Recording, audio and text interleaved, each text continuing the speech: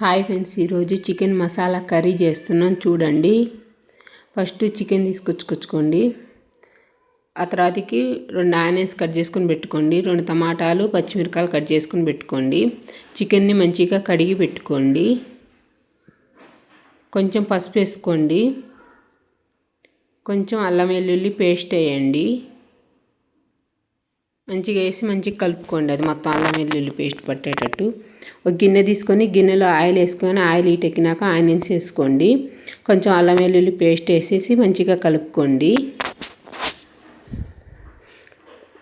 Chicken వేసుకోండి. దబరాలోకి మిలిగిపోయిన onions కూడా వేసుకోండి. దాంట్లోకి వేసి మంచిగా కలుపుకోండి. కలిపి మూత పెట్టి వదిలేయండి. కొద్దిసేపు మగ్గిద్ది.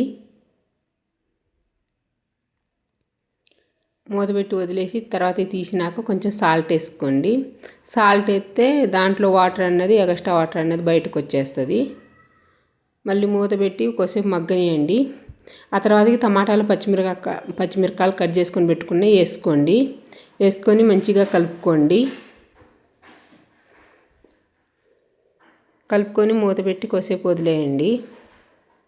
కొంచెం మగ్గిపోయినాక కారం వేసుకోండి. సరిపోయినంత వేసి మంచిగా కలుపుకోండి. కలిపి మూత పెట్టి కొద్దిసేపు మగ్గనియండి. ఆ తర్వాత కొంచెం పెరుగు తీసుకొని పెరుగు వేసుకోండి. మంచిగా ఉంటుందండి టేస్టీగా. పెరుగు వేసి మంచిగా కలిసిపోయేటట్టు కలుపుకోండి చికెన్ ముక్కలకి.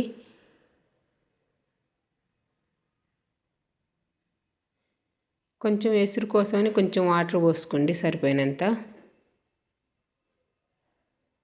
మళ్ళీ మంచిగా కలుపుకోండి. అది మొత్తం కొంచెం చికెన్ మసాలా వేసుకోండి. చికెన్ మసాలా వేసి మంచిగా కలుపుకోండి. కొంచెం సాల్ట్ సరిపోయిందో లేదో చూసుకొని సాల్ట్ వేసుకోండి.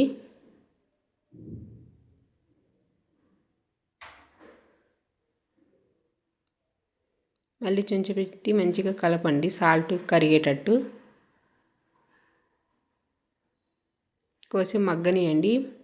ఆ తర్వాత కొంచెం కొత్తిమీర తీసుకొని కొత్తిమీర వేసుకోండి. కొత్తిమీర వేసి మంచిగా కలుపుకోండి.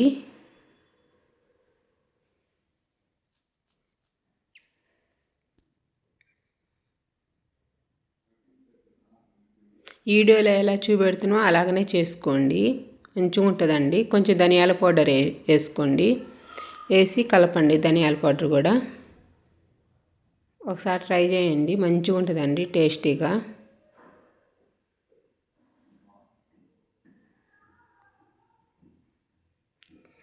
ఒక 2 మినిట్స్ తర్వాత వదిలేసి గ్యాస్ బంద్ చేసుకోండి.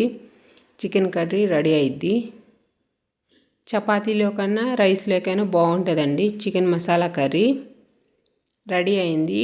చూడండి వీడియో చేసుకోండి. బాగుంటుందండి.